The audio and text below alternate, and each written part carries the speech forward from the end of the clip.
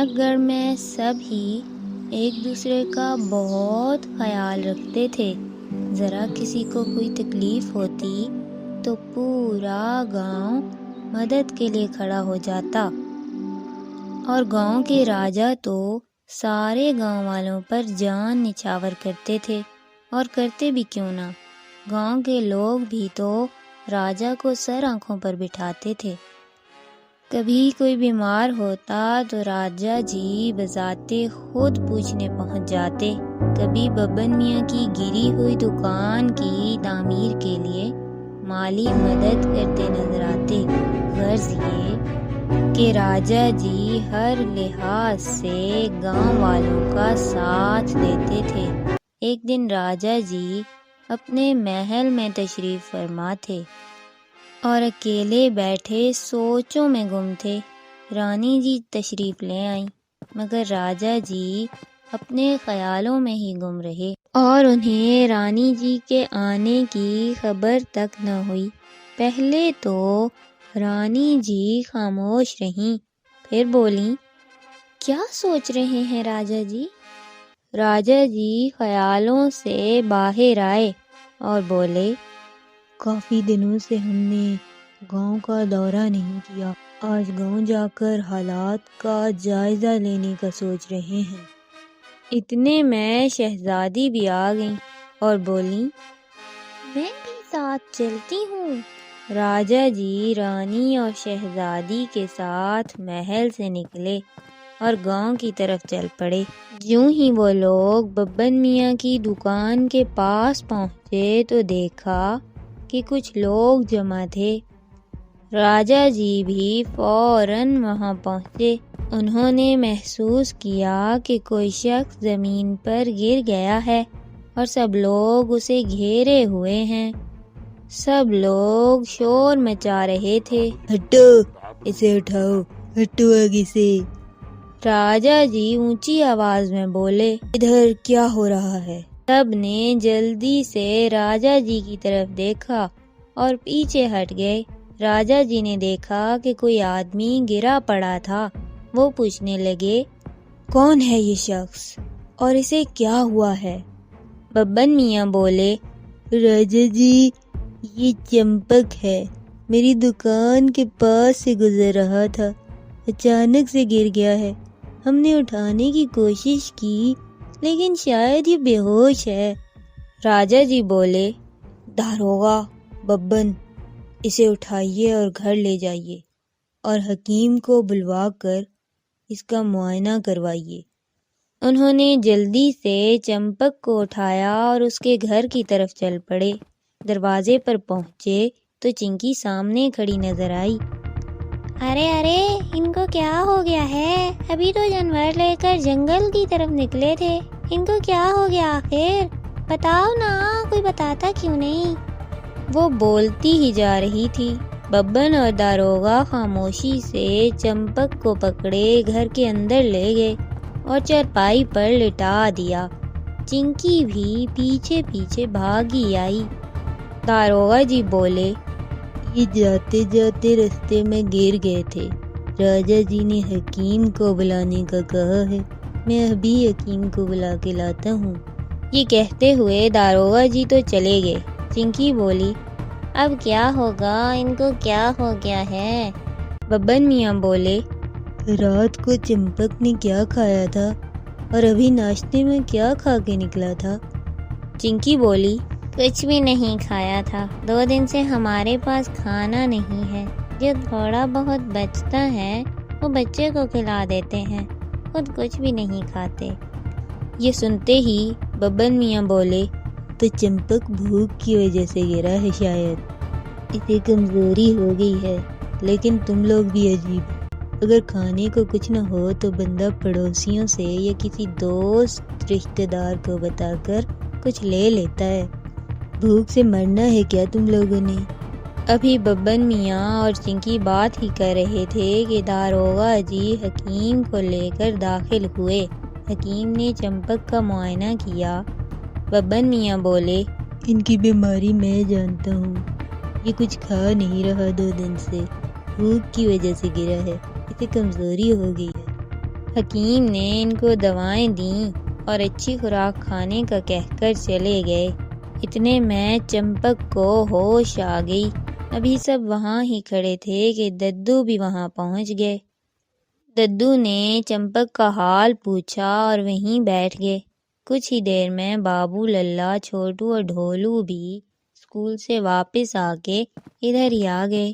ببن میاں کو اس بات کی پریشانی تھی کہ چمپک کے گھر کھانے کو کچھ بھی نہیں ہے اور اسی لیے وہ بے ہوش ہوا تھا۔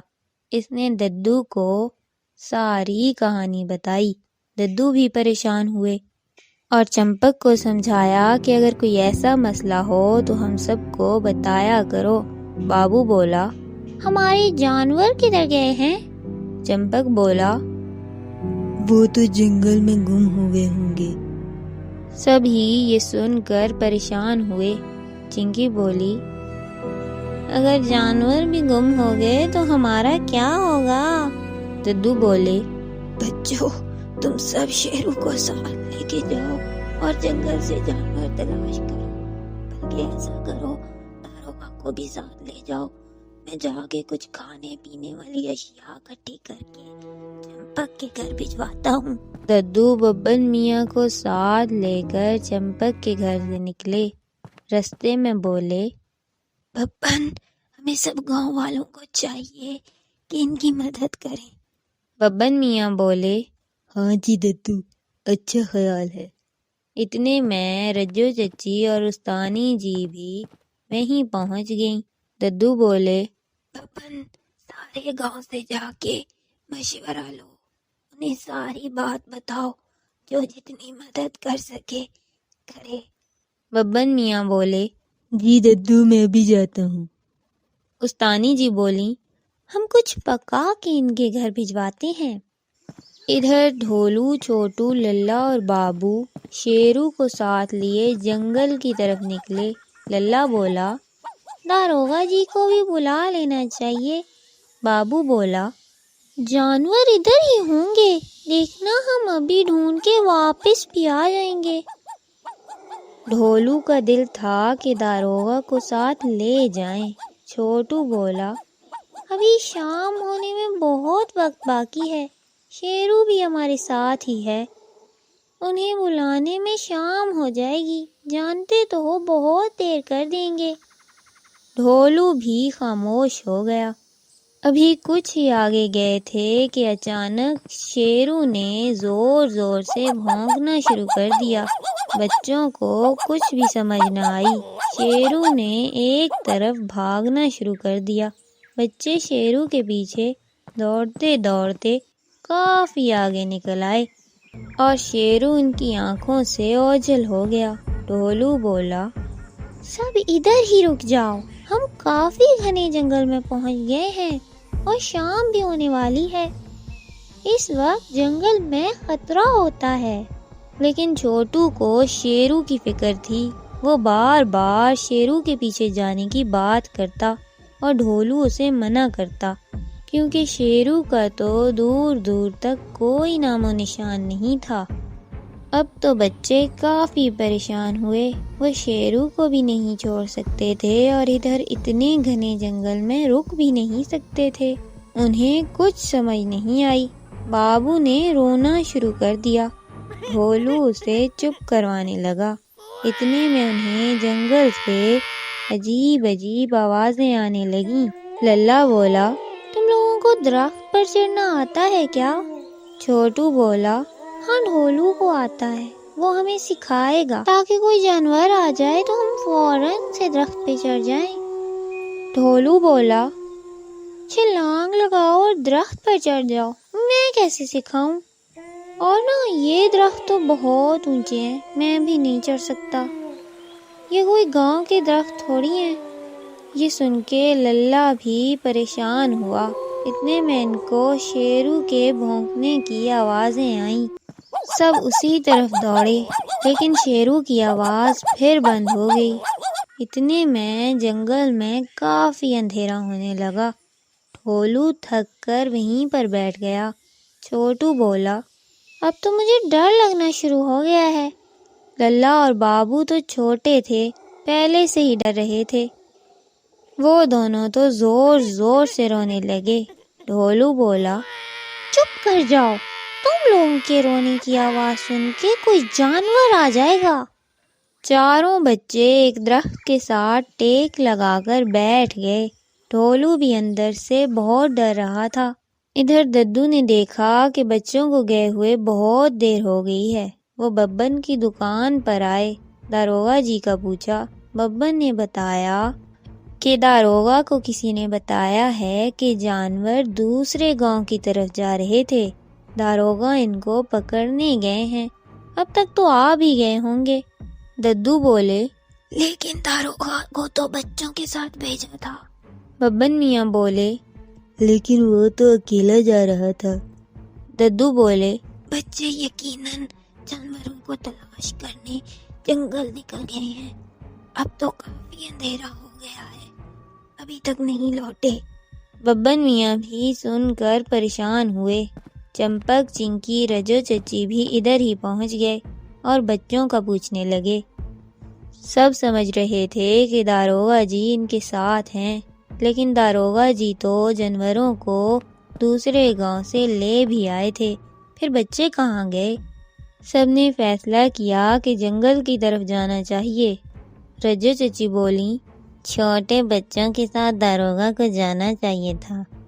داروغہ جی بولے، مجھے کیا معلوم وہ کب گئے، مجھے بتایا ہی کب ہے کسی نے؟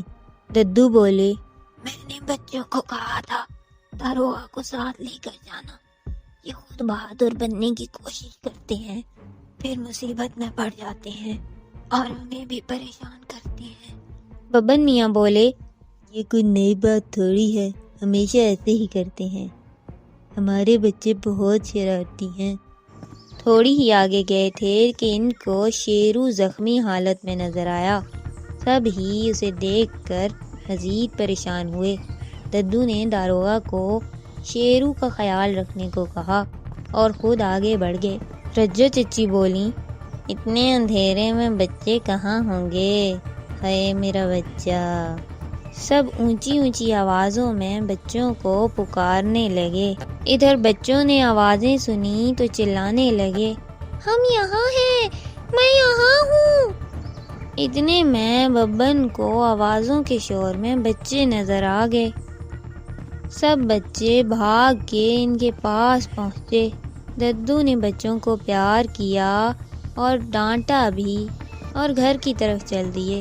شیرو اور داروغہ بھی گھر پہنچ گئے تھے۔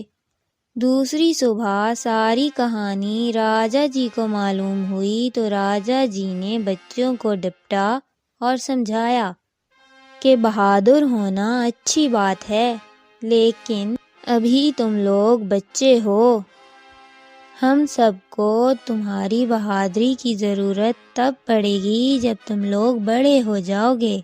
انہوں نے گاؤں والوں کی تعریف کی کیونکہ سب مل کر چمپک کی مدد کر رہے تھے اور انہوں نے خود بھی چمپک کی مالی مدد کی۔